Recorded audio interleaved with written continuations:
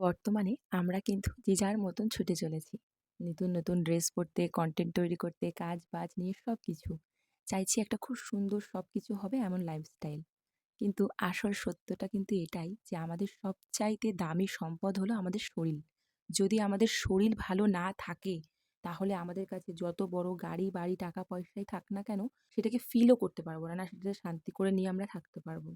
তো অনেক রকমের কনটেন্ট এখন Facebook মানে যেকোনো সোশ্যাল মিডিয়ায় চলছে, যেটা আমরা ফলো করি। কেউ ঘর গোছায়, কেউ আমরা যেমন কেক বানাই, তো কেউ পার্লারে যায়। মানে নানান ধরনের এখন কনটেন্ট রান্নাবান্না প্রচুর কিছু চলছে।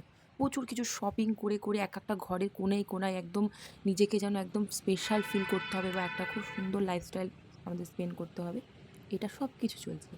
তার আগে আমি সবচাইতে যেটা বলব তোমাদেরকে, সবার আগে নিজের শরীরকে একটু যত্ন করো। শরীরের প্রতি খরচা করো। কোথাও যাওয়া লাগবে না। জিমে-টিমে কোত্থাও না। শুধু একটু নিজেকে খোলামেলা পরিবেশে হোক, বাড়িতে হোক একটু সময় দাও। প্রতিদিন না পারলেও যখন একটু সময় বার করতে পারবে, তখন নিজেকে সময় দাও।